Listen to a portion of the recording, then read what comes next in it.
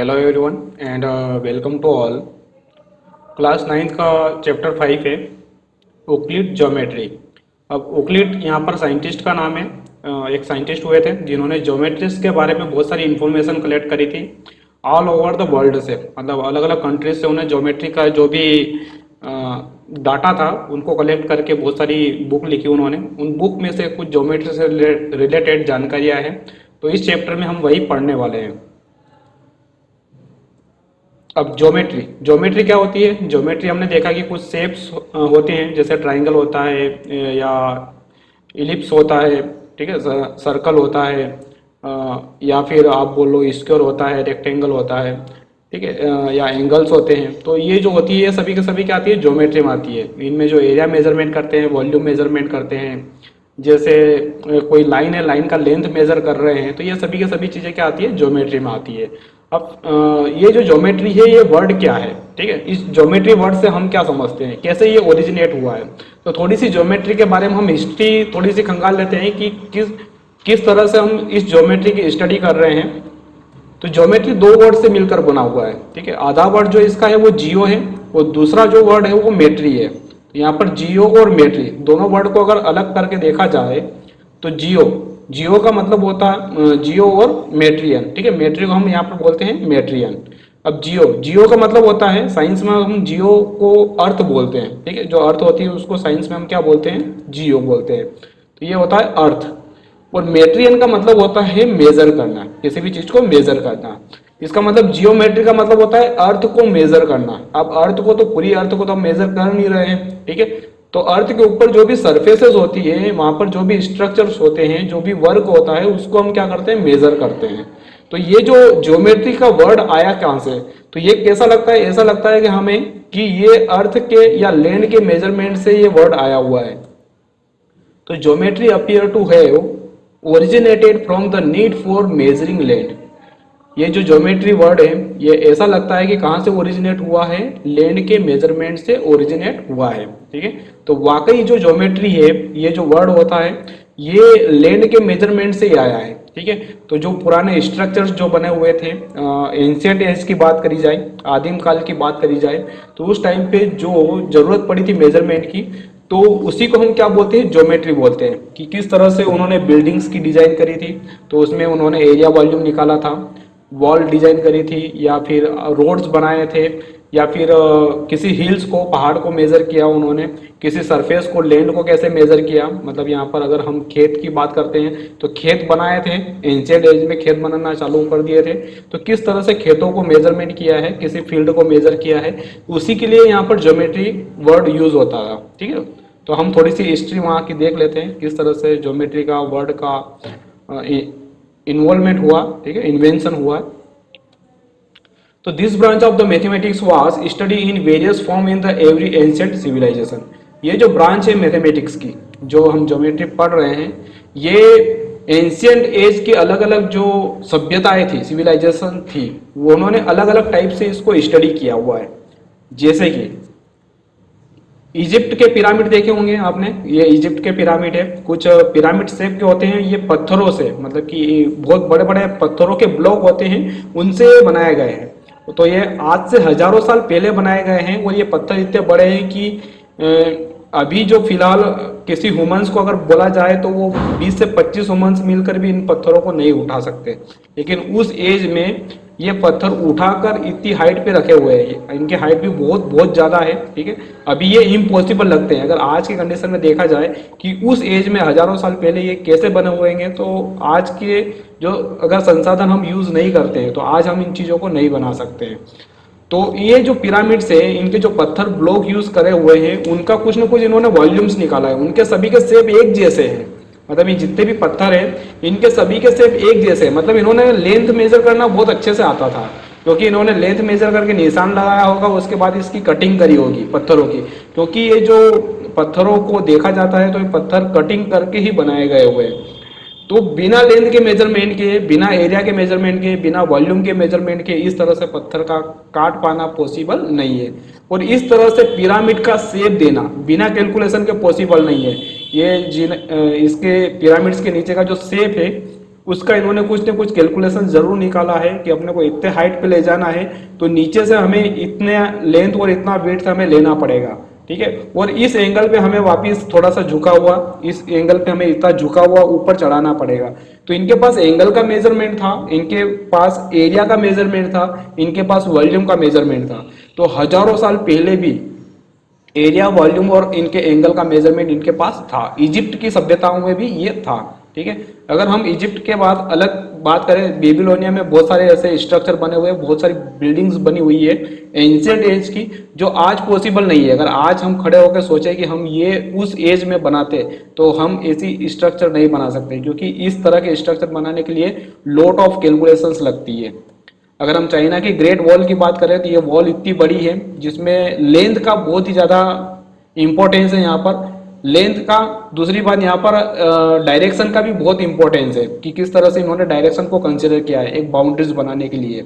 इसमें हाइट का भी बहुत बड़ा रोल है, क्योंकि इसकी जो हाइट है वॉल की वो बहुत ज़्यादा है, ठीक है। कितना मटेरियल इसमें यूज़ हुआ है, वॉल्यूम से इन्होंने निकाले हैं। तो देखा जाए तो ये एंशियंट एज में बने हुए हैं, आज से हजारों साल पहले बने हुए हैं। तो इनके पास भी मेजरमेंट का कुछ ना कुछ था, मतलब ज्योमेट्री को मेजर करने, जैसे हमारे ज्योमेट्री जो बॉक्स होते हैं जिसमें हम एंगल्स मेजर करते हैं या फिर हम स्केल से लेंथ मेजर करते हैं, तो जो ज्योमेट्री होती है, इंस्ट्रूमेंट होते हैं, इस तरह के इनके पास इंस्ट्रूमेंट्स थे अलग अलग टाइप से। अगर इंडिया की बात करें तो इंडिया की जो सिविलाइजेशन है, ओल्ड सिविलाइजेशन या एंशियंट सिविलाइजेशन, बहुत आदिम सभ्यताएं जो थी, वो करीबन 5,000 से 7,000 साल पुरानी सिंधु सभ्यता थी, ठीक है। तो सबसे पुरानी सभ्यता इंडिया की वही मानी जाती है। और ये हमें तब पता चला जब हमने मोहनजोदड़ो और हड़प्पा की खुदाई करी थी, तो उसमें से इस तरह के कुछ स्ट्रक्चर निकले, उनमें से ब्रिक्स निकली। अब ये जो ईंटें थी ये स्पेशल शेप की थी, एकदम ऐसा शेप था सभी ईंटों का एक जैसा शेप, और इनका लेंथ, ब्रेड्थ और हाइट का एक स्पेशल रेशो बना हुआ था। 4:2:1 का रेशो था, आई थिंक कुछ हो सकता है आगे पीछे, लेकिन एग्जैक्ट इतना ही रेशो था 4:2:1 का। मतलब इनके लेंथ, विड्थ और हाइट में जो ईंटों का जो रेशो था वो हम आज भी यूज करते हैं, मतलब अभी भी बहुत सारी जगह पर हम इस तरह का रेशो यूज करते हैं। तो उन्हें ईंटों के इस तरह के स्ट्रक्चर बनाने का नॉलेज था, उनके पास उन ईंटों का मेजरमेंट भी था कि हर ईंट हमें इसी मेजरमेंट की बनानी है। दूसरी बात, ये जो वॉल्स बनाई थी, उनके जो हड़प्पा सभ्यता में जो घर मिले हैं उनके अंदर जो बेडरूम हुआ करते थे या वॉल्स जो होती थी, तो दो वॉल्स के बीच का एंगल 90 डिग्री था। मतलब उनको बहुत अच्छी तरह से 90 डिग्री बनाना आता था, मतलब एंगल का बहुत अच्छा उनको नॉलेज था। और अलग अलग डिजाइन थी उनके बेडरूम्स की, उनको रोड बनाना बहुत अच्छे से आता था, और बिना कैलकुलेशन के रोड नहीं बना सकते हैं, ठीक है। जो भी आज इंजीनियर्स जो होते हैं रोड बनाते हैं वो बहुत एग्जैक्ट कैलकुलेशन के थ्रू ही बनाते हैं, वहाँ पर बहुत सारे एंगल्स की ज़रूरत रहती है रोड बनाने के लिए। तो उस टाइम पे अगर ये एक बहुत ही अच्छा सिटी अगर इन्होंने डिजाइन कर रखी थी, तो इनके पास लॉट ऑफ ज्योमेट्री का मेजरमेंट का इंस्ट्रूमेंट बहुत ज़्यादा था, तभी ये पॉसिबल था, अदरवाइज पॉसिबल नहीं हो सकता है। अगर ग्रीस की बात करें तो ग्रीस में बीम और कॉलम के कुछ बहुत एंशियंट एज के ऐसे स्ट्रक्चर मिले हैं जो आज पॉसिबल नहीं है डिजाइन करना। मतलब इतने बड़े बड़े ब्लॉक डिजाइन करना, तो ये बिना कैलकुलेशंस के नहीं हो सकते, बिना हाइट के मेजरमेंट के नहीं हो सकते। सारे कॉलम देखोगे आप तो एक ही हाइट के रहेंगे आपके, ठीक है। उनकी जो कटिंग होती है वो एक ही हाइट की होती है। तो इनके पास लेंथ का मेजरमेंट था एग्जैक्ट, उसके ऊपर इन्होंने बीम रखा है, तो बीम का भी स्ट्रक्चर बनाना बिना कैलकुलेशन के पॉसिबल नहीं है, ठीक है। यहाँ पर देखा होगा आपने 90 डिग्री का एंगल है दोनों बीम के बीच में, तो 90 डिग्री बनाना इनको बहुत अच्छे से आता था। मतलब कि इनके पास भी ज्योमेट्री की कुछ न कुछ इंस्ट्रूमेंट तो जरूर थे।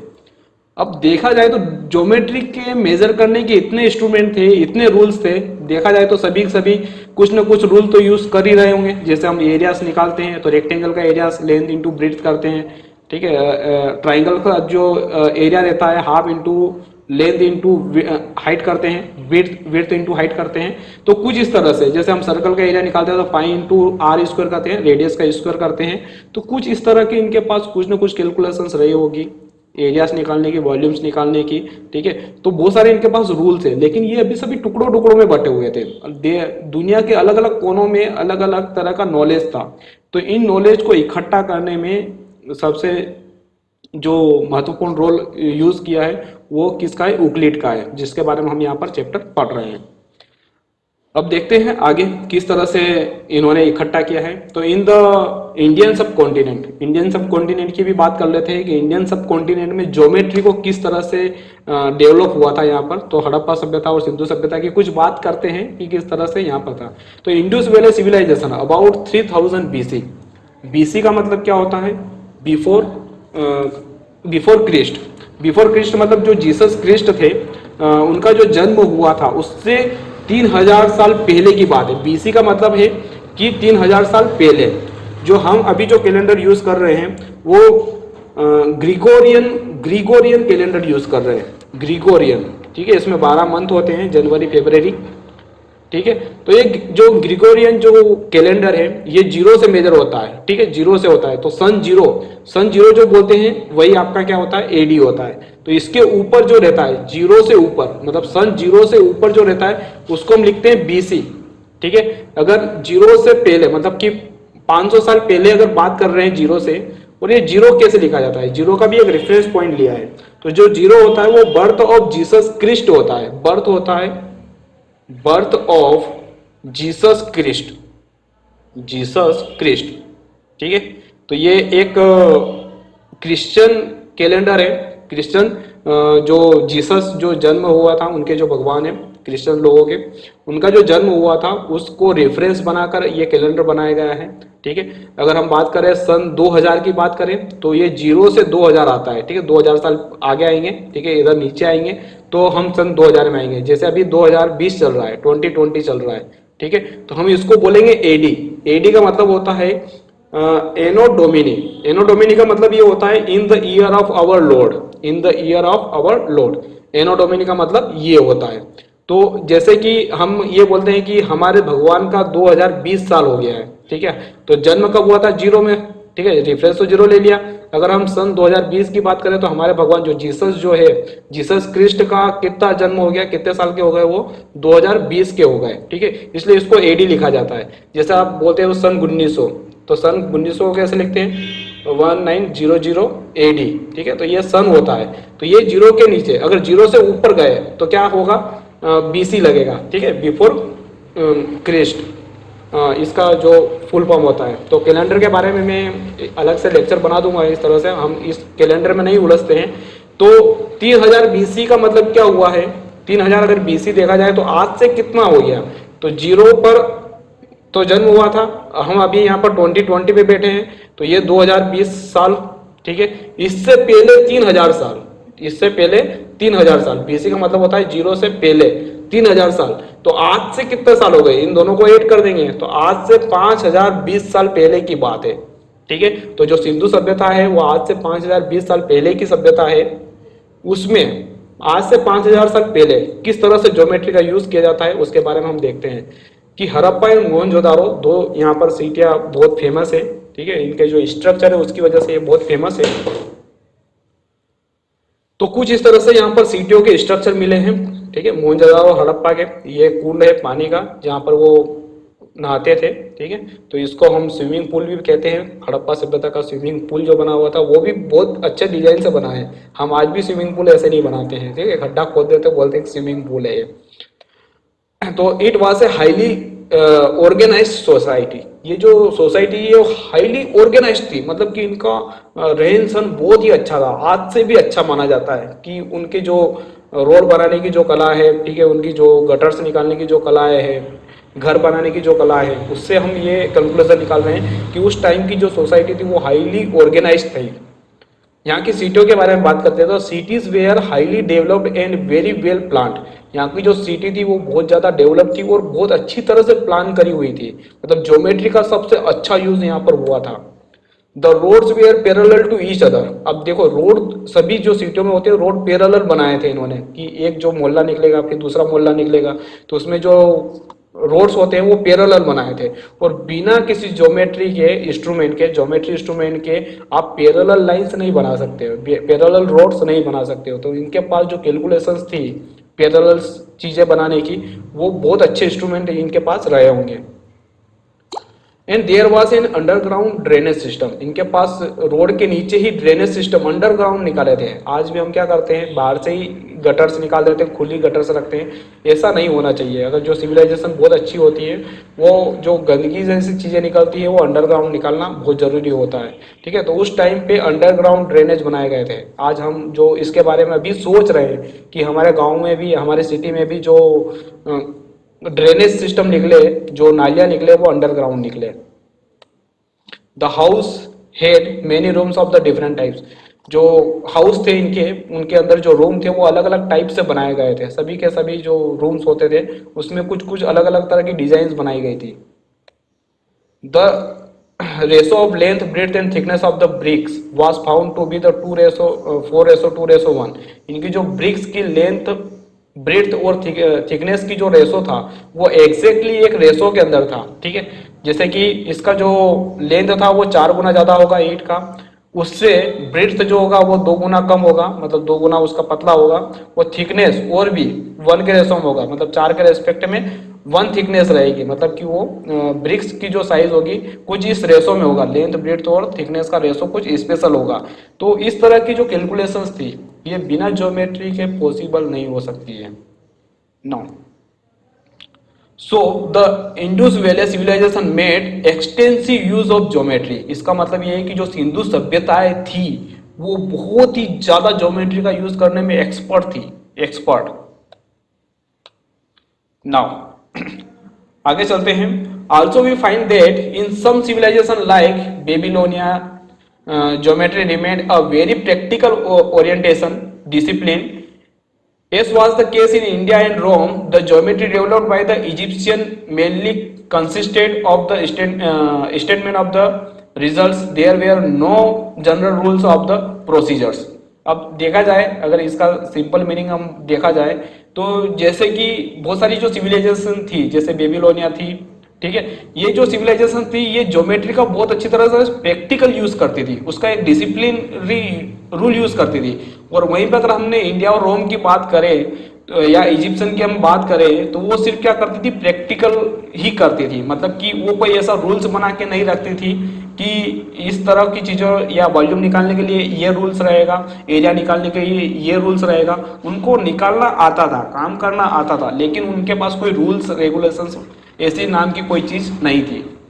तो there were no general rules of the procedure. वो किस तरह का प्रोसीजर यूज करते थे उसका कोई रूल्स नहीं है। मतलब कि वो हाईली ट्रेंड पर्सन थे और वो अपना जो ट्रेंड था, जो ट्रेनिंग थी वो पास करते थे, दूसरे लोगों को ट्रेन करते थे।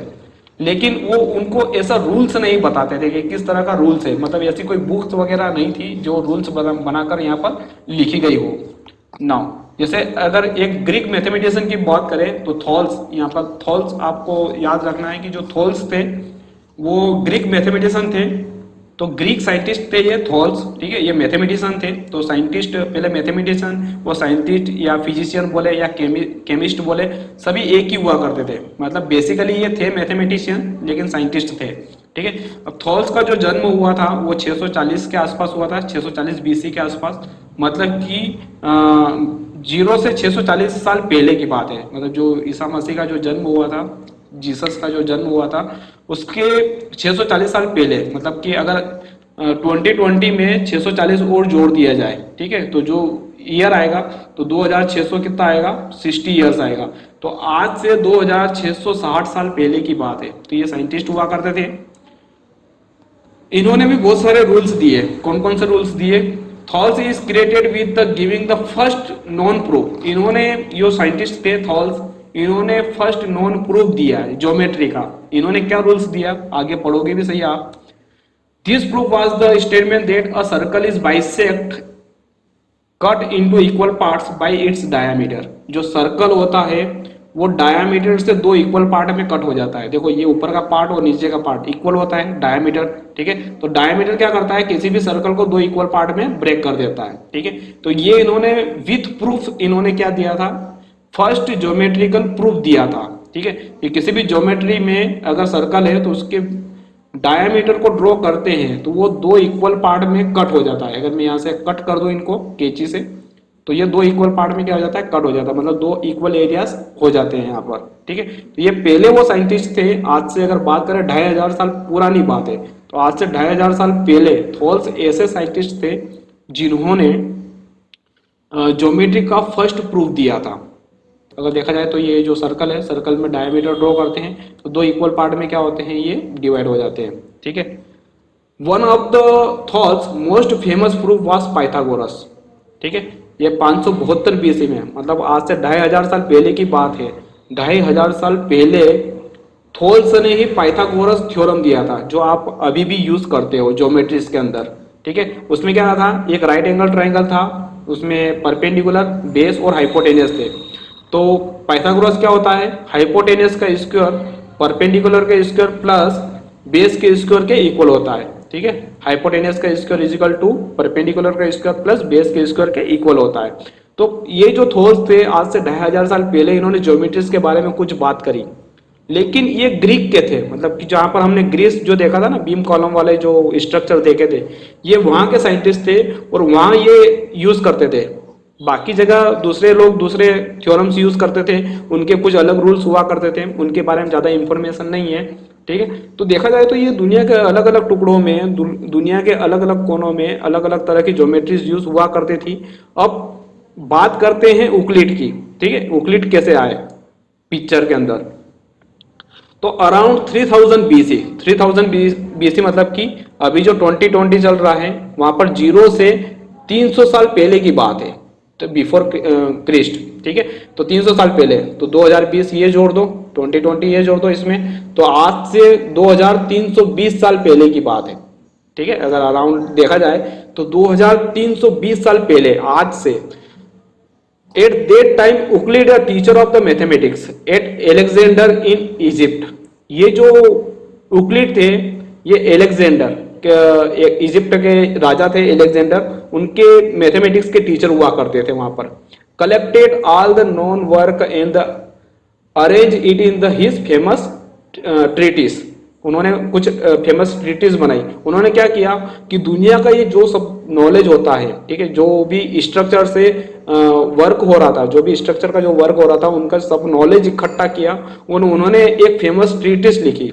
इस ट्रीटिस के बारे में मैं आपको ज़्यादा डिटेल में नहीं बताऊंगा। इस ट्रीटिस में 13 इन्होंने बुक लिखी है, ठीक है, 13 बुक लिखी है, और 13 ही बुक ये क्या है, स्ट्रक्चर के ऊपर ही लिखी हुई है। और उसमें से कुछ ज्योमेट्रिक्स की जो चीजें हैं, रूल्स और रेगुलेशंस बनाए इन्होंने, वो रूल्स एंड रेगुलेशंस क्या थे वो हम इस चैप्टर में पढ़ने वाले हैं, ठीक है। तो पहले तो हम देख लेते हैं कि किस तरह से आपके यूक्लिड दिखाई देते हैं। तो इस तरह के यूक्लिड थे, ठीक है। ज्योमेट्री से बहुत लगाव था इनका, या स्केल वगैरह और ट्राइंगल्स एंगल्स की जानकारी बहुत अच्छे से ये रखते थे। अब इन्होंने क्या किया है कि दुनिया के हर कोनों में गए, हर कोनों में से इन्होंने नॉलेज को निकाला, ठीक है। हर तरह के नॉलेज को निकाला इन्होंने, कि एरियाज क्या होता है, वॉल्यूम्स क्या होता है, लाइन क्या होती है, एंगल क्या होता है, किस तरह के इंस्ट्रूमेंट वहां पर यूज होते हैं, किस तरह के इंस्ट्रूमेंट यहाँ यूज होते हैं, ठीक है। तो पॉइंट क्या होता है, हर चीज को इन्होंने डिफाइन किया हुआ है, ठीक है, अपनी बुक्स के अंदर। तो उनके कुछ रूल्स हम यहाँ पर पढ़ने वाले हैं, ठीक है। थोड़ा सा इनके बारे में भी और जान लेते हैं कि from studies of the space and solid in the space around them. उन्होंने क्या स्टडी करी थी, उन्होंने स्टडी करी कि उनके जो आसपास है वो स्पेस है, मतलब स्पेस मतलब खाली जगह है, और सॉलिड है, ठीक है। तो आसपास कुछ सॉलिड चीजें भी रहती हैं, उनके आसपास जो रखी होती है वो सॉलिड चीजें हैं। अब ये जो सॉलिड चीजें इनके आसपास जो रखी होती है, इसका मेजरमेंट ही तो ज्योमेट्री है, ठीक है। हमारे आसपास कोई बुक रखी होगी, तो बुक एक बॉक्स टाइप होता है, बॉक्स का लेंथ, हाइट और विड्थ होता है, इसका वॉल्यूम होता है, ठीक है, इसका सरफेस होता है, सरफेस का एरिया होता है। तो ये सारी चीजें क्या होती है, ज्योमेट्री होती है। और सॉलिड है शेप। अब सॉलिड के बारे में भी इन्होंने कहा कि सॉलिड एक ऐसा शेप है, साइज है, पोजीशन है। तो सॉलिड के पास शेप होता है, साइज होती है, पोजीशन होता है, and can be moved from one place to another. Solid को एक जगह से उठाकर दूसरी जगह रख सकते हैं। Its boundaries are called the surface. और इसकी जो बाउंड्रीज होती है, मतलब सॉलिड के आसपास कोई चीजें चारों तरफ जो होता है वो इसकी सरफेस होती है। जैसे सॉलिड के ऊपर की ये सरफेस है, इसको भी हम सरफेस कहते हैं, इसको भी हम सरफेस कहते हैं। तो बाहर बाहर जो भी सॉलिड के होता है उसको हम सरफेस कहते हैं, ठीक है। The boundaries of the surface are curve और स्ट्रेट लाइन, ठीक है। अब जो बाउंड्रीज है, जो सॉलिड के ऊपर बाहर की जो सरफेस है, वो अगर सरफेस को मैं सिर्फ सरफेस को दिखाऊं तो सरफेस जो बनती है वो इसकी जो बाउंड्रीज होती है, ठीक है, सरफेस की भी बाउंड्री होती है। तो सरफेस की जो बाउंड्री होती है या तो ये कर्वेचर होती है या फिर ये स्ट्रेट लाइन होती है। ये सभी यूक्लिड ने बोला है, ठीक है। कि जैसे एक सरफेस है, मैंने किसी एक सॉलिड के ऊपर की सरफेस निकाल के यहाँ पर रखी हुई है, तो ये जो बाउंड्रीज बनती है, सरफेस जो बनती है, ये या तो स्ट्रेट लाइन से बनती है या कर्व लाइन से बनती है। तो कर्व लाइन भी हो सकती है, ऐसी टेढ़ी मेढ़ी लाइन भी हो सकती है, सीधी सीधी लाइन भी हो सकती है। इससे क्या बनती है, सरफेसेस बनती है। आगे बोल रहे हैं this lines and in point. ये जो लाइंस होती है, मान लो ये लाइन है, यहाँ पर देखो ये वाली जो लाइन है, ये लाइन दो पॉइंट पर एंड होती है। मतलब ये जितनी भी यहाँ पर है, ये सभी के सभी क्या होती है, पॉइंट पर एंड होती है। तो यहाँ पर हमें पॉइंट भी दिखाया गया है, पॉइंट भी दिखाया गया है, लाइन भी दिखाई गई है, ठीक है। तो कर्वेचर लाइन भी दिखाई गई है, सरफेस भी दिखाई गई है और सॉलिड भी दिखाया गया है, ठीक है। तो किस तरह से सॉलिड से पॉइंट पर किस तरह से आते हैं, यूक्लिड इसके बारे में डिस्कशन कर रहे हैं। तो consider the 3 step from solid two point. अब सॉलिड से सबसे पहले सॉलिड से हम सरफेस पे आते हैं। जो बाहर सॉलिड की जो बाउंड्री होती है वो सरफेस होती है, और सरफेस की जो आसपास की बाउंड्री होती है वो लाइंस होती है, और लाइंस के जो एंड पॉइंट होते हैं वो पॉइंट होते हैं, ठीक है।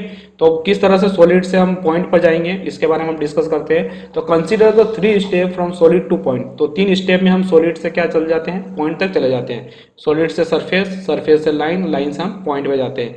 इन each step we lose one extension also called a dimension. देखो हर एक स्टेप में हम क्या करते हैं, एक डायमेंशन को लूज करते हैं। एक डायमेंशन को कैसे लूज करते हैं कि जैसे ये सॉलिड है, ये सॉलिड बना हुआ है, ठीक है। अगर मैं इसकी, ये मान लीजिए लेंथ है, ये ब्रेड्थ है और ये हाइट है, ठीक है। अगर मैं इसकी ब्रेड्थ को 0 कर दूं, ठीक है, यहाँ से अगर मैं इसको कट करना चालू कर दूं, ठीक है, तो ब्रेड्थ अगर 0 हो जाए तो सिर्फ इसका आगे का सिर्फ ये वाला शेप बचेगा जो कि सरफेस बचेगी। सिर्फ आपका लेंथ और क्या रहेगा, हाइट रहेगा। तो ये हो जाएगी सरफेस, ठीक है। तो हमने क्या किया है कि एक एक्सटेंशन को कम कर दिया, मैंने ब्रेड्थ को क्या कर दिया, 0 कर दिया, मतलब उसको ब्रेड्थ को हटा दिया, वहां से कट करके अलग कर दिया, तो मेरे पास सरफेस बचेगी, ठीक है। तो सॉलिड से मैं आ गया सरफेस पर। अब देखो अगर मैं हाइट को भी 0 कर दूं, ठीक है, हाइट को ये ऊपर से कंप्रेस करके यहाँ पर 0 कर दूं इसको, तो ये क्या हो जाएगी, लाइन हो जाएगी, सिर्फ लेंथ बचेगा। अगर हाइट को 0 कर दूंगा तो मैंने वापिस से एक डायमेंशन को लूज किया, ठीक है, एक एक्सटेंशन को लूज किया, मैं यहाँ पर इसको खत्म कर दिया, तो क्या हो गई, आपकी लाइन हो गई। और अगर मैंने लेंथ को भी क्या कर दिया,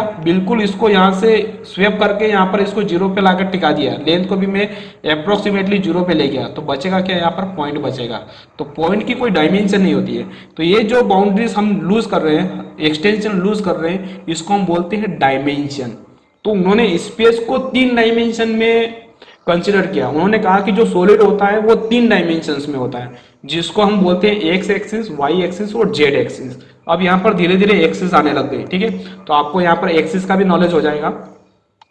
तो सॉलिड के पास 3 डायमेंशन होती है, ठीक है, लेंथ, ब्रेड्थ और हाइट होती है सॉलिड के पास। इसकी अगर एक डायमेंशन, ठीक है, या लेंथ होती है, ब्रेड्थ होती है और क्या होती है, हाइट होती है। तो यहाँ पर सॉलिड के पास 3 डायमेंशन होती है। तो सॉलिड एग्जिस्ट इन 3 डायमेंशन।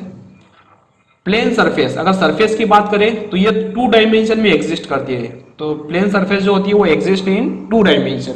इसके बाद 2 ही डायमेंशन होती है। जैसे हम रेक्टेंगल की बात करें तो लेंथ और ब्रेड्थ ही होती है, तीसरा डायमेंशन की जरूरत नहीं पड़ती है। अगर मैं लाइन की बात करूं तो लाइन के अंदर एक ही डायमेंशन होती है, सीधी सीधी एक ही लाइन है, ठीक है। अगर लेंथ है तो लेंथ ही होगा, ब्रेड्थ तो थोड़ी ना होगा उसका, लाइन लेंथ के साथ, लेंथ के साथ कभी भी ब्रेड्थ नहीं होती है लाइन के अंदर, इसके अंदर एक ही डायमेंशन होती है। वैसे ही अगर मैं पॉइंट की बात करूं तो पॉइंट हैज नो डायमेंशन।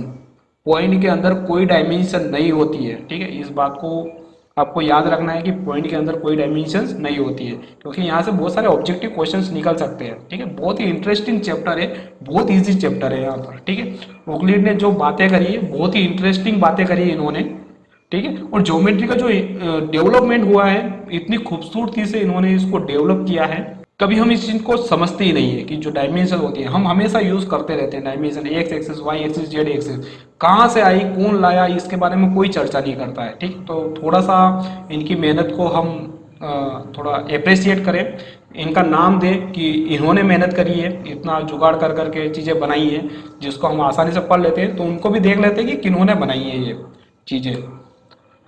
अब सॉलिड की बात करी हमने, तो सॉलिड 3 डायमेंशंस में होती है, एक्स एक्सिस, वाई एक्सिस और जेड एक्सिस। अब इन डायमेंशंस को हमने नाम भी दे दिया है कि जो भी सॉलिड चीज होती है वो एग्जिस्ट करती है 3 डायमेंशन में। तो अगर 3 डायमेंशन होगी तभी हम सॉलिड बना पाएंगे, अदरवाइज हम सॉलिड नहीं बना पाएंगे। ठीक है, तो यहाँ पर हमने एक सॉलिड बॉक्स रखा है। ठीक है, तो यहाँ पर ये एक्स एक्सिस है। ठीक है, ये वाली डायमेंशन ये वाई एक्सिस को रिप्रेजेंट करेगी और ये वर्टिकल एक्सिस ऊपर वाली है जेड एक्सिस को रिप्रेजेंट करेगी। ठीक है, तो 3 डायमेंशन में हम सॉलिड को रख सकते हैं। ठीक है, वो बैक साइड हमने थोड़ा सा डार्क कर दिया है इसको। अब हम क्या करेंगे, यहाँ पर सॉलिड है 3 एक्सिस में एक्स वाई जेड में। अब मैं एक डायमेंशन को लूज कर देता हूँ, यहाँ पर ये जेड वाले डायमेंशन को लूज कर देता हूँ। तो इसकी जो जेड वाली जो ये वाली जो ब्रेड्थ होगी, ठीक है, ये वाली जो ब्रेड्थ होगी ये क्या हो जाएगी, कोलैप्स हो जाएगी, जीरो हो जाएगी। तो आपकी सिर्फ पीछे की सरफेस बचेगी। ठीक है, जैसे मैंने सॉलिड की बात करें तो ये 3 डायमेंशन है। अगर प्लेन सरफेस की बात करूंगा तो 1 डायमेंशन में लूज कर दूंगा, जेड एक्सिस लूज कर दूंगा। तो जो प्लेन होता है, प्लेन सरफेस 2 डायमेंशन में ही होती है, वो एक्स एक्सिस और वाई एक्सिस के अंदर ही किसी भी सरफेस को बनाया जाता है। ठीक है, तो ये जो सरफेस होती है ये लूज होकर क्या हो जाएगी, ये जीरो हो जाएगी, ये वाली लेंथ। ठीक है, और पीछे का सिर्फ शेप, जो पीछे की जो सरफेस है वही बचेगी। ठीक है, तो प्लेन सरफेस ही बचेगी। तो प्लेन सरफेस में 2 डायमेंशन होती है। ठीक है, प्लेन सरफेस के अंदर 2 डायमेंशन, लेंथ और ब्रेड्थ। नाउ अगर मैंने इसकी ब्रेड्थ को भी जीरो कर दिया है तो लाइन जो होती है वो एक ही एक्सिस के अंदर बनाई जाती है। ठीक है, अगर यहाँ पर मैंने वाई एक्सिस को भी अगर लूज कर दिया है, ठीक है, तो ये जो प्लेन है, सरफेस जो है, अब वो क्या हो जाएगी, कन्वर्ट हो जाएगी लाइन के अंदर कन्वर्ट हो जाएगी। तो इसका सिर्फ लेंथ निकाला जाता है, एक्स एक्सिस निकाला जाता है। तो इसके पास 1 डायमेंशन होती है, लाइन जो होती है वो 1 डायमेंशन में ही होती है। अगर मैं पॉइंट की बात करूं तो ये एक्सिस भी हमें लूज करनी पड़ेगी, ये एक्सिस भी लूज हो गई, कोई एक्सिस नहीं है, तो वहां पर बनता है पॉइंट। ठीक है, पॉइंट का कोई भी डायमेंशन नहीं होता है, तो हम बोलेंगे यहाँ पर नो डायमेंशन, पॉइंट के लिए कोई डायमेंशन नहीं है। Now Euclid assumed certain property, Euclid ने कुछ प्रॉपर्टी को एज्यूम किया है, क्या है वो, उसके बारे में थोड़ी सी चर्चा कर लेते हैं। तो यहीं से हमारा जो मेन चैप्टर है वहां पर हम इंट्रोड्यूस होंगे। ठीक है, आपको इसके पहले वाली जो चीजें बताई है वो हिस्ट्री से रिलेटेड चीजें हैं, ज्योमेट्री कैसे डेवलप हुआ उसके बारे में चर्चाएं करी है। ठीक है, उसके बाद की जो चर्चा है, अब ये जो हमारा मेन चैप्टर है उसकी बात करते हैं कि यूक्लिड ने कौन कौन से ऐसे रूल्स बनाए, उन रूल्स को क्या नाम दिया गया है। ठीक है, उसके बारे में हम यहाँ पर चर्चा करते हैं। तो Euclid assumed certain property, Euclid ने कुछ प्रॉपर्टीज एज्यूम करी, दुनिया में घूमकर इंफॉर्मेशन कलेक्ट करी और कुछ प्रॉपर्टीज उन्होंने अपनी तरफ से बनाई, सभी को रीअरेंज करके पूरा डाटा इन्होंने लिखा। Which were not to be proved, कुछ चीजें ऐसी है जो प्रूव नहीं की जा सकती है, सिर्फ उनको समझा जा सकता है। तो यहाँ पर भी हम उसको प्रूव नहीं करेंगे, हम यहाँ पर सिर्फ समझेंगे। This assumption are actually obvious universally truth, ये जो एजम्पशन यूक्लिड ने बनाए हैं ये यूनिवर्सली ट्रूथ भी है। ठीक है, सच है, ये बात है। ठीक है, इसको सिर्फ समझ सकते हैं, हम प्रूव नहीं कर सकते। ही डिवाइडेड देम इनटू 2 टाइप्स, इन्होंने इन चीजों को 2 टाइप से डिवाइड करके रखा हुआ है। ठीक है, इन्होंने जो यूक्लिड ने 13 बुक्स लिखी है ज्योमेट्री से रिलेटेड, उनमें से जो खास चीजें हैं उनको यहाँ पर निकाला है। उन रूल्स को, प्रॉपर्टीज को प्रूव नहीं किया जा सकता है, सिर्फ समझा जा सकता है। ठीक है, हम भी यहाँ पर उन चीजों को समझेंगे। उन्होंने इन चीजों को 2 तरीके से डिवाइड किया है, एक है इन्होंने बोला एक्सियोम्स और दूसरा है पोस्टुलेट्स। इन्होंने उनको एक्सियोम्स नाम दिए और पोस्टुलेट्स दिए। एक्सियोम्स का मतलब होता है सिद्धांत, ठीक है, सिद्धांत, और पोस्टुलेट्स का मतलब होता है परिकल्पनाएं, कल्पनाएं। ठीक है, मेरी हिंदी थोड़ी सी लिखने में गलत हो सकता है, किस तरह से कल्पनाएं लिखा जाता है। ठीक है, तो सिद्धांत और परिकल्पनाएं मतलब कि ये जो परिकल्पनाएं होती है ये सिर्फ ज्योमेट्री से रिलेटेड है। ठीक है, ज्योमेट्री से रिलेटेड, ये सिर्फ ज्योमेट्री के लिए ही यूज होती है। तो परिकल्पनाएं 5 है, बेसिकली 5 परिकल्पनाएं हमें पढ़नी है, 5 पोस्टुलेट पढ़ने हैं। और अगर एक्सियोम्स की बात करें वो सिद्धांत है, तो सिद्धांत मैथमेटिक्स के हर ब्रांच में यूज हो सकता है। ये सिर्फ स्पेशली सिर्फ ज्योमेट्री के लिए है, लेकिन ये जो सिद्धांत है ये मैथमेटिक्स के हर ब्रांच के लिए अप्लाई हो सकता है। आप चाहो तो इसको एलजेब्रा में यूज कर सकते हो, ट्रिग्नोमेट्री में यूज कर सकते हो, ज्योमेट्री में यूज कर सकते हो, और अगर साइंस की और कोई सी ब्रांच है वहां पर भी इसको यूज कर सकते हो। तो सिद्धांत के लिए, एक्सियोम्स के लिए कोई रिस्ट्रिक्शंस नहीं है, मैथमेटिक्स के हर ब्रांच के लिए यूज कर सकते हैं। लेकिन हाँ, पोस्टुलेट जो होता है वो सिर्फ किसके लिए यूज की जाती है, ज्योमेट्री के लिए ही यूज की जाती है। नाउ हम 1 बाय 1 करके डिस्कस करेंगे। सबसे पहले हम बात करेंगे एक्सियोम्स की। एक्सियोम्स क्या है उसकी पे बात कर लेते हैं। तो एक्सियोम्स जो है वो सिद्धांत है। तो बहुत सारे एग्जाम्स हैं, उनमें से कुछ एग्जाम्स जो 7 एग्जाम्स है उसको हम डिस्कस करेंगे। तो exams used through out mathematics, exams को हर जगह मैथमेटिक्स के हर जगह यूज कर सकते हैं। And not specially link to geometry, ये सिर्फ ज्योमेट्री से लिंक नहीं है, ठीक है। ज्योमेट्री के बारे में भी अप्लाई कर सकते हैं, बाकी मैथमेटिक्स की दूसरी ब्रांचेस है उसमें भी अप्लाई कर सकते हैं। जैसे हमने अभी इसके पहले एलजेब्रा पढ़ा था, ठीक है, एलजेब्रा में पॉलिनोमियल्स की इक्वेशंस पढ़ी थी, उसमें भी यूज कर सकते हैं, ठीक है, कहीं पे भी यूज उसको कर सकते हैं। रियल नंबर में यूज कर सकते हैं, ट्रिग्नोमेट्री में यूज कर सकते हैं, हर जगह इस एग्जाम्स को यूज कर सकते हैं। अब देखते हैं कि एग्जाम्स कितने होते हैं, ठीक है। तो सम ऑफ यूक्लिड एग्जाम्स, यहाँ पर कुछ यूक्लिड के कुछ एग्जाम्स गिवन है, हम बेसिकली 7 एग्जाम्स यहाँ पर पढ़ने वाले हैं। फर्स्ट है things which are equal to the same things are equal to one another, कि चीजें जो किसी सेम थिंग से इक्वल होती है वो आपस में भी इक्वल होती है। चीजें मतलब कि यहाँ पर मैं कुछ चीजें बना देता हूँ यहाँ पर, तो यहाँ पर ये कुछ अलग अलग चीजें हैं। मान लीजिए ये इसके इक्वल है, ये इसके इक्वल है, ये इसके इक्वल है, तो थिंग्स, ये थिंग्स हो गई, ठीक है। ये कोई अलग थिंग है, ठीक है, ये अलग कोई थिंग है, ये थिंग्स है, तो ये थिंग है, ये बहुत सारी चीजें हैं, ये एक चीज है, ठीक है। तो things which are equal to the same things, अगर ये थिंग्स, ये चीजें किसी सेम चीज से इक्वल है, ठीक है, तो इनको आपस में चाहो इक्वल इक्वल करो या ना करो, ये अपने आप इक्वल हो जाती है, ठीक है। जैसे कि मैं यहाँ पर बोलूं कि अगर मैं वेट की बात करूं, ठीक है, मास की बात करूं, तो ये 2 किलोग्राम है, 2 किलोग्राम है, इसका मास भी 2 किलोग्राम है, इससे बैलेंस करके देख लिया, इसका मास भी 2 किलोग्राम है, इसका मास भी 2 किलोग्राम है, ठीक है। इनको आपस में इक्वल करके नहीं देखा हमने, इससे इक्वल करके देख लिया कि ये इसके इक्वल है, ठीक है। तो ये भी 2 किलोग्राम है, ये भी 2 किलोग्राम है, ये भी 2 किलोग्राम है, तो इनका मास सभी का क्या हो गया, इक्वल हो गया ना। हालांकि इन आपस में इनको कंपेयर नहीं करा है हमने, तीसरी चीज से कंपेयर किया है। तो यूक्लिड का जो फर्स्ट जो था एग्जाम, तो वो यही बोलता है कि things which are equal to the same things are equal to each other. इसको अगर मैं डेफिनेशंस के फॉर्म में लिखूं तो हमारे पास कोई चीजें हैं ए बी सी और डी, ठीक है, और मान लो ये किसी एक चीज एक्स के इक्वल है, मान लो यहाँ पर ए एक्स के इक्वल है, बी भी एक्स के इक्वल है, सी भी एक्स के इक्वल है और डी भी एक्स के इक्वल है। तो things which are equal to the same things, ठीक है, ये जो थिंग्स है ये सेम थिंग्स से इक्वल है, तो ये आपस में भी इक्वल होगी। इसका मतलब क्या होगा, A is equal to B is equal to C is equal to क्या होगा, डी होगा, ठीक है। आई होप आपको समझ में आया होगा कि इस स्टेटमेंट का मतलब क्या है, ठीक है। हालांकि यूक्लिड के जितने भी रूल्स एंड रेगुलेशंस हैं हम हमेशा यूज करते हुए आ रहे हैं, ठीक है, लेकिन इनको हमने रूल्स के फॉर्म में कभी पढ़ा नहीं है। ये वैसा ही है जैसा कि एंशिएंट एज में वो लोग काम कर रहे थे ज्योमेट्री से, लेकिन उनको पता नहीं था कि हम इसको किस काम को किस तरह से कर रहे हैं, ठीक है, उनके पास भी रूल्स नहीं थे, लेकिन हालांकि वो हाईली ट्रेंड थे, उनको काम करना बहुत अच्छी तरह से आता था, ठीक है, चाहे वो पढ़े लिखे नहीं थे उससे उनको कोई मतलब नहीं था। तो अभी हमारे साथ भी वही हो रहा है, ठीक, कि जो चीज़ें हमने, ये सारी चीज़ें हम पहले भी अप्लाई कर रहे थे। यूक्लिड का एग्जाम्स का फर्स्ट रूल जो था वो हमें पता नहीं था, उसके बावजूद भी हम ये चीजें सभी के सभी यूज करते थे। आपने बहुत सारी इक्वेशंस को इक्वल करके देखा होगा, ठीक है, अपने मैथमेटिक्स के अंदर, तो ये मैथमेटिक्स के हर ब्रांच में लागू होता है। नाउ अगली चीज, ठीक है, अगला एग्जाम्स क्या हो, if equals are added to equals the wholes are equal. अगर किसी इक्वल में किसी इक्वल चीजों में if equals are added to equals the wholes are equal, अगर किन्हीं इक्वल चीजों में मैंने इक्वल ऐड कर दिया, ठीक है, दोनों में इक्वल में दोनों दो इक्वल चीजें हैं और उन दोनों में ही इक्वल ऐड कर दिया, तो इनसे जो बनने वाला जो वोल नंबर है, ठीक है, वोल जो चीज है वो क्या हो जाएगी, इक्वल हो जाएगी। जैसे कि मैंने यहाँ पर रखा ए इज इक्वल टू बी, तो ये दो चीजें हैं जो आपस में इक्वल है। अब मैं क्या करता हूँ कि यहाँ पर एक दूसरी चीज है सी, तो सी दोनों में ऐड कर देता हूँ, दोनों में मैंने क्या कर दिया, ऐड कर दिया, तो ए में भी ऐड कर दिया मैंने सी को और बी में भी ऐड कर दिया मैंने सी को, तो ये पहले से ऑलरेडी से इक्वल थे, उन दोनों में सेम चीजें मैंने क्या कर दी, ऐड कर दी, तो इनसे जो आने वाला जो वोल है वो भी क्या होंगे, इक्वल होंगे। मतलब A plus C is equal to B plus सी।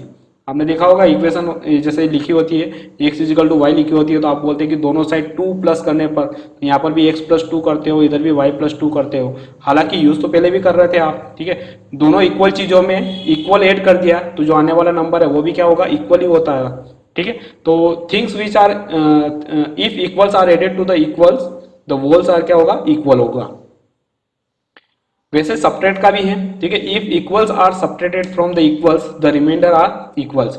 जैसे कि यहाँ पर है a is equal to B, ये हमें गिवन है, a is equal to B given है, और इन दोनों में से मैं टू माइनस कर देता हूँ, ठीक है। मैं इन दोनों में से 2 माइनस कर देता हूँ, ये हो जाएगा a minus two is equal to क्या हो जाएगा, b माइनस टू, ठीक है। तो देखा जाए तो a माइनस टू, अगर a is equal to B है तो a minus two is equal to होगा b माइनस टू, ठीक है। तो ये तो जानते ही हम कि अगर दोनों में से इक्वल माइनस कर देंगे तो बचा हुआ भी इक्वल ही आएगा, ठीक है। वो ये जो रूल्स है एग्जाम्स का ये यही बोल रहा है। तो equals are subtract from equals the remainder are equal. अगर कोई दो चीजें हैं वो इक्वल है, a is equal to B है, और तीसरी कोई चीज है जो दोनों में से इक्वल सब्ट्रैक्ट किया, दोनों में से मतलब a में से भी c सब्ट्रैक्ट किया, b में से भी c सब्ट्रैक्ट किया, तो जो रिमाइंडर बचेगा मतलब यहाँ से जो माइनस करने के बाद जो बचेंगे वो भी क्या रहेंगे, इक्वल रहेंगे लास्ट में, ठीक। नाउ फोर्थ पे आते हैं। फोर्थ क्या बोलता है, fourth things which are coincide with one another are equal to one another. अब जो कोइंसाइड का मतलब कि अगर दो चीजें या दो से ज्यादा चीजें कोइंसाइड हो जाती है तो वो सभी आपस में एक दूसरे के इक्वल होती है। कोइंसाइड का मतलब होता है कि किसी एक चीज को उसके ऊपर रख देते हैं तो पूरी तरह से उसको ढक ले, ठीक है। तो उसकी कोई जो बाहर की जो बाउंड्री है वो कोई भी मतलब कि ना तो अंदर रहे ना बाहर रहे। जैसे मैंने यहाँ पर ट्राइंगल बनाया और सेम ट्राइंगल इसके जैसा यहाँ पर है, तो इसको मैं उठाकर, इस ट्राइंगल को उठाकर इसके ऊपर रखता हूँ और पूरा इसको एग्जैक्टली उतना ही ढक ले, ठीक है। कोई सा भी कॉर्नर थोड़ा भी आगे बाहर ना जाए, हालांकि मैं यहाँ पर नहीं बना पा रहा हूँ, ठीक है, एग्जैक्टली इसके ऊपर, तो इसको बोलते हैं कोइंसाइड, ठीक है। ये इसके एग्जैक्टली ऊपर बैठ जाए तो देखा जाए तो अगर ये एग्जैक्टली इसके ऊपर बैठ जाएगा तो दोनों एक ही शेप के होंगे, सेम शेप के होंगे, तभी तो एक दूसरे को कोइंसाइड कर पाएंगे। जैसे एक लाइन है 2 सेंटीमीटर की, तो इस लाइन को 2 सेंटीमीटर की लाइन ही तो ढक पाएगी, 3 सेंटीमीटर की लाइन रखेंगे तो ये बाहर निकल जाएगी, कोइंसाइड नहीं होगी। तो कोइंसाइड का मतलब क्या होता है कि एग्जैक्टली उसके ऊपर आ जाना, ठीक है। तो एक लाइन के ऊपर 2 सेंटीमीटर के ऊपर के लाइन 2 सेंटीमीटर की लाइन ही आएगी, ठीक है, ना तो इससे छोटी आएगी ना इससे बड़ी आएगी। तो जो भी दो चीजें एक दूसरे को कोइंसाइड कर लेती है, एक दूसरे के ऊपर ओवरलैप कर लेती है एग्जैक्टली, तो वो चीजें हमेशा क्या होती है, एक दूसरे के इक्वल होती है। जैसे स्क्वायर के ऊपर हम स्क्वायर ही रखेंगे तो वो ढक पाएगा, ठीक है। जैसे सर्कल के ऊपर उसी रेडियस का सर्कल इसके ऊपर रखा जाएगा तो ही कोइंसाइड हो पाएगा, मतलब दोनों सर्कल क्या है, इक्वल रहेंगे, मतलब उनका जो एरियाज निकलेगा वो भी इक्वल ही आएगा। नाउ आगे देखते हैं रूल्स। फिफ्थ रूल है या एक्सियम्स है, the wall is greater than the part. जो पूरी चीज होती है वो उसके पार्ट मतलब एक टुकड़े से बड़ा होता है, ठीक है। जैसे कि आपने यहाँ पर एक चपाती ले ली, ठीक है, और चपाती का एक टुकड़ा आपने तोड़ दिया, तो मान लो ये तो चपाती है और ये इसका एक छोटा सा टुकड़ा है। अब जो टुकड़ा होता है ये तो हमेशा छोटा ही रहेगा चपाती से, आप चपाती से कितना बड़ा टुकड़ा तोड़ सकते हो, ठीक है। तो वॉल जो रहता है वो हमेशा बड़ा ही रहता है, वॉल हमेशा क्या रहता है, बड़ा ही रहता है। जैसे कि आपने 10 सेंटीमीटर की एक लाइन ली है, 10 सेंटीमीटर की लाइन ली है, इसमें जो 2 सेंटीमीटर का टुकड़ा काट दिया, तो 2 सेंटीमीटर का जो टुकड़ा काट दिया है तो 2 सेंटीमीटर का टुकड़ा 10 सेंटीमीटर से तो छोटा ही रहेगा ना। तो जो वॉल होता है उसमें से अगर कोई पार्ट तोड़ा जाता है तो वो पार्ट हमेशा उससे छोटा ही रहेगा। तो wall is greater than the part. तो जो वॉल जो रहता है मतलब कि वो जो पूरी चीज रहती है वो उसके तोड़े हुए पार्ट से हमेशा बड़ा रहता है। नाउ एक्सियम 6 क्या बोल रहा है, things which are double of the same things are equal to one another. कि कोई चीजें हैं, यहाँ पर कोई चीजें हैं, अगर ये सारी चीजें किसी एक चीज से डबल है, मतलब ये भी इससे डबल है और ये भी इससे डबल है, तो वो आपस में इक्वल होंगी, ये आपस में क्या होगी, इक्वल होगी। अब मैं यहाँ पर दो चीजें हैं तो दो चीज का डबल होना मतलब कि इसके डबल के इक्वल है। तो मान लो मैंने यहाँ पर वही दो चीजें बिठा दी, अब मैं बोलूंगा कि ये चीज इन दोनों के इक्वल है, ये चीज इन दोनों के इक्वल है, तो ये आपस में ये भी तो इक्वल हो जाएंगे क्योंकि डबल से क्या है, इक्वल है। यहाँ पर मैं सिंबलिक फॉर्म में चलता हूँ कि मान लो मेरे पास दो चीजें हैं ए और बी, ठीक है, ए और बी जो है वो सी, यहाँ पर एक तीसरी चीज है सी। अब मान लीजिए कि जो ए है ये सी के 2 गुना से ज्यादा है, मतलब कि ए इज इक्वल टू 2c है, तो इसके 2 गुना से ज्यादा है, ठीक है। तो ए क्या है, 2 गुना है सी का। वैसे ही बी क्या है, 2 गुना है सी का, तो बी भी सी के 2 गुना से ज्यादा है, सी के 2 गुना से ज्यादा है। तो आपस में a इजिकल टू 2c है, b इजिकल टू 2c है, तो ये दोनों आपस में इक्वल ही तो होंगे क्योंकि दोनों का वैल्यू क्या है 2c है, तो a इजिकल टू क्या होगा b होगा। ठीक है, तो things which are double of the same things are equal to the one another. Now exam 7 की बात करते हैं।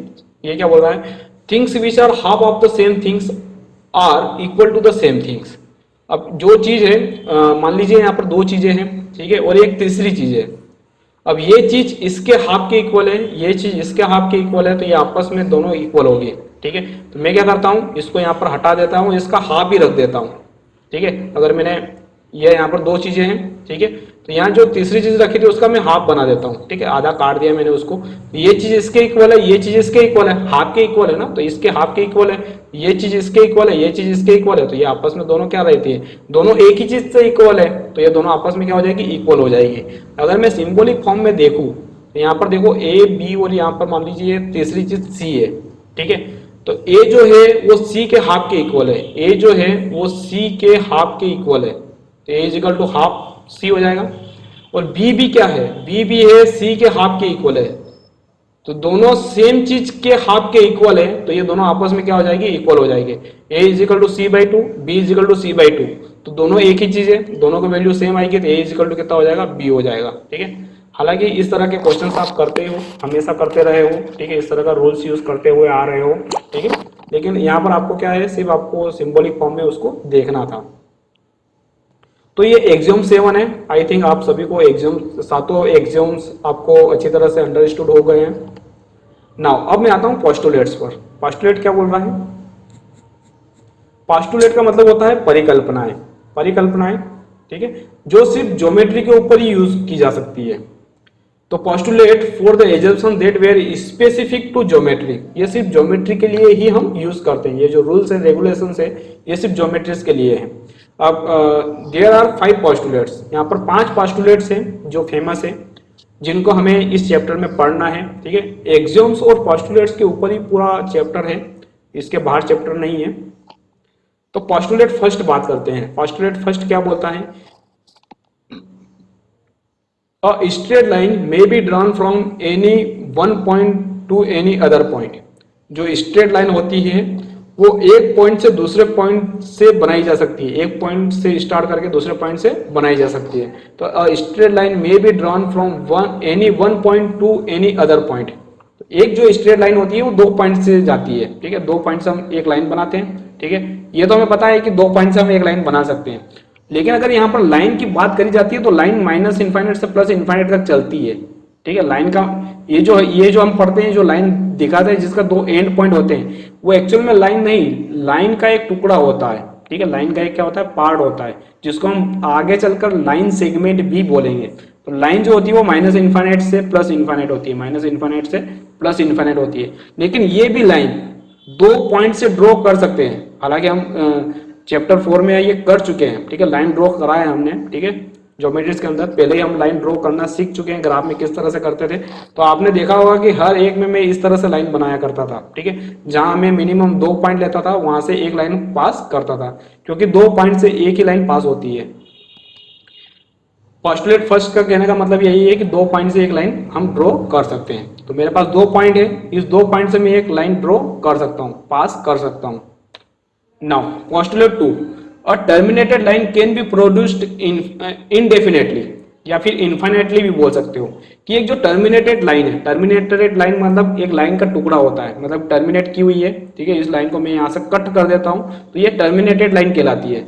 ये जो टर्मिनेटेड लाइन है इसको इनफाइनेट तक ड्रॉ किया जा सकता है, इसको इधर भी आगे बढ़ाया जा सकता है, इसको पीछे भी बढ़ाया जा सकता है, मतलब इनफाइनेट तक इसको ड्रॉ करा जा सकता है। ठीक है, तो हमारे पास एक टर्मिनेटेड लाइन है, इस टर्मिनेट लाइन को हम इनफाइनाइट तक ड्रॉ कर सकते हैं, इधर माइनस इनफाइनाइट और इधर हम प्लस इनफाइनाइट तक इसको आगे एक्सटेंड कर सकते हैं।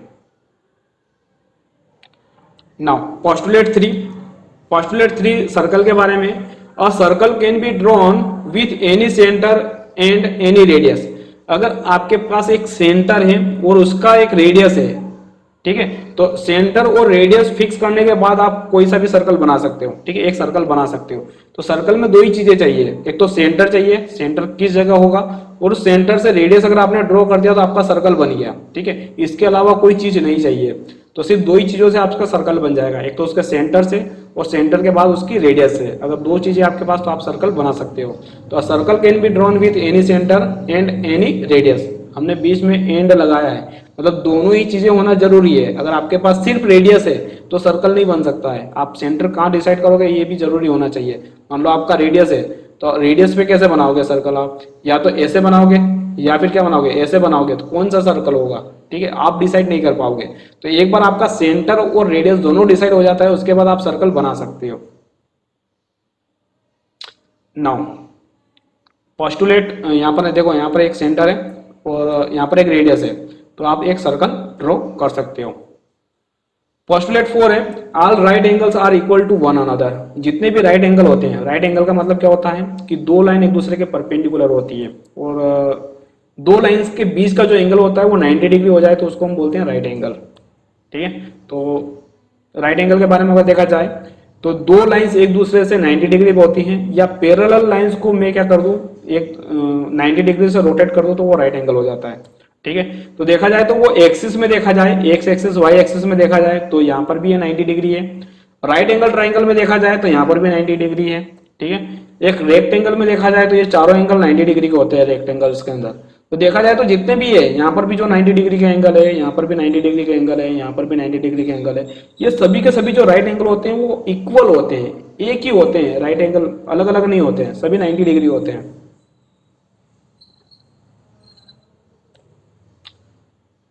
नाउ पोस्टुलेट 5 है, बहुत ही इंपॉर्टेंट पोस्टुलेट है। ठीक है, पूरा जो चैप्टर है, सबसे इंपॉर्टेंट पोस्टुलेट पूरे चैप्टर में यही है। ठीक है, फिफ्थ वाला। ठीक है, इसको हम आगे भी बहुत यूज करने वाले हैं।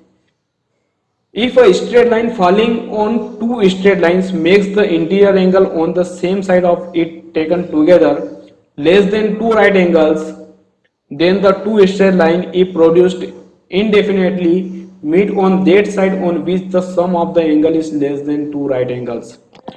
हिंदी में समझा देता हूं कि यहाँ पर दो स्ट्रेट लाइन है, अगर उन दोनों स्ट्रेट लाइन को एक स्ट्रेट लाइन कट करती है और उनके अंदर इंटीरियर एंगल जो बनते हैं, वो जो इंटीरियर एंगल दो राइट एंगल से छोटे हो, उधर ही वो दोनों लाइंस क्या करती है, इंटरसेक्ट करती है। ठीक है, अगर उनको इनडेफिनेटली उनको आगे बढ़ाया जाए तो। ठीक है, तो मैं यहाँ पर समझा देता हूं कि दो लाइन को एक स्ट्रेट लाइन कट करती है। ठीक है, दो लाइनों को एक स्ट्रेट लाइन कट करती है, तो यहाँ पर इंटीरियर एंगल बनते हैं। ये सभी के सभी इंटीरियर एंगल होते हैं। ठीक है, मान लीजिए ए बी और ये सी और ये क्या है, डी है। ठीक है, एंगल्स का नाम दे दिए मैंने। तो इन लाइनों को, इन दोनों लाइनों को इन्फाइनाइटली हम मैं प्रोड्यूस करूँ, आगे बढ़ाऊं। ठीक है, इस लाइन को भी इन्फाइनाइटली आगे प्रोड्यूस करूँ, बढ़ाऊं, तो ये उधर ही इंटरसेक्ट करेगी जिधर इन दोनों एंगल का जो सम होगा वो दो राइट एंगल से कम होगा। जैसे कि यहाँ पर angle C plus angle D आपका लेस देन होगा two right angle. Two right angle मतलब एक राइट एंगल 90 डिग्री का होता है, तो टू राइट एंगल कितना हो जाएगा, 180 डिग्री का हो जाएगा। मतलब ये 180 डिग्री से जिधर छोटा होगा। ठीक है, जिधर दोनों एंगल्स का सम, इंटीरियर एंगल का सम, ये इंटीरियर एंगल है, बाहर भी एंगल बनते हैं, ये वाला एंगल बाहर का एंगल है, एक्सटीरियर है, दोनों लाइनों के बाहर बनता है। ठीक है, हमें अंदर के एंगल कंसिडर करने, तो दो अंदर के एंगल का सम अगर दो राइट एंगल्स से छोटा होता है, उधर ही आपका क्या होता है, पॉइंट मीट करता है। तो देखो ये दोनों एंगल्स क्या होते हैं, 180 डिग्री से छोटे होते हैं। देखो ये एंगल भी बड़ा है, ये एंगल भी बड़ा है, तो इन दोनों एंगल का सम 180 डिग्री से बड़ा होता है। ठीक है, तो इन दोनों एंगल्स का सम क्या होगा, 180 डिग्री से छोटा होगा। और ये लाइनें इन्फाइनाइटली जब प्रोड्यूस करेंगे, आगे बढ़ाएंगे, तो ये उधर ही कट करेगी जिधर दोनों एंगल्स का सम 180 डिग्री से छोटा होता है। आई होप आपको अंडरस्टूड हुआ होगा ये पोस्टुलेट 5 क्या कहना चाह रहा है। तो यहाँ पर हमारे पास दो लाइंस है। If a straight line falling on the two straight line, तो यहाँ पर एक स्ट्रेट लाइन दो स्ट्रेट लाइंस के ऊपर गिर रही है। तो मैंने पहले दो स्ट्रेट लाइन बना दी है, उसके ऊपर एक स्ट्रेट लाइन क्या हो रही, गिर रही है। ये किसी भी एंगल में हो सकती है, ऐसे गिरा लो, ऐसे गिरा लो, वैसे गिरा लो, आप जैसे चाहो वैसे गिरा सकते हो, कोई दिक्कत नहीं है इसमें। ठीक है, तो दो स्ट्रेट लाइन के ऊपर एक स्ट्रेट लाइन क्या हो रही है, फॉल हो रही है। आगे क्या बोल रहा है, lines makes interior angle on the same side, interior angle on the same side. तो यहाँ पर देखो चार इंटीरियर एंगल है। ठीक है, चारों एंगल बना दिए मैंने, ए बी सी और डी।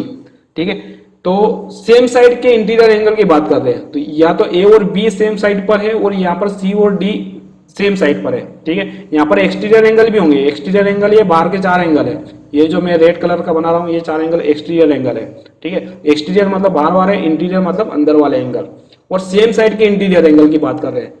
तो angles on the same side of it taken together less than 2 right angles, तो ये दोनों इंटीरियर एंगल जो सेम साइड पर है ये एक साथ अगर 2 right angle, 2 into right angle, right angle कितना होता है 90 डिग्री का, से लेस देन हो जाए, मतलब ये angle C plus angle D less than हो जाए 180 डिग्री, 2 इंटू 90 डिग्री होता है 180 डिग्री, 180 डिग्री से छोटा हो जाए, if produce then the 2 straight lines, ये दोनों जो स्ट्रेट लाइन है इफ प्रोड्यूस इनडेफिनेटली, मतलब इनको इन्फाइनेटली प्रोड्यूस किया जाए, ठीक है। इन्फाइनेटली इनको पीछे और आगे बढ़ाया जाए, इसको भी पीछे और आगे बढ़ाया जाए, थोड़ा सा रब कर देता हूँ ताकि आपको अच्छा दिखे। तो इन्फाइनेटली इनको प्रोड्यूस किया जाए, ठीक है। तो यहाँ पर देखो ये वाली पीछे और आगे बढ़ा दी इन्फाइनेटली, ये हमने पीछे और इसको आगे इन्फाइनेटली आगे बढ़ा दी, तो ये उधर ही इंटरसेक्ट करेगी जिधर इन दोनों का एंगल्स क्या होगा 180 डिग्री से छोटा होगा, ठीक है। तो आगे पढ़ते हैं, ये produce indefinitely meet on that side on which the sum of the angles is less than 2 right angle, तो ये उधर ही मीट करेगी जहां पर दोनों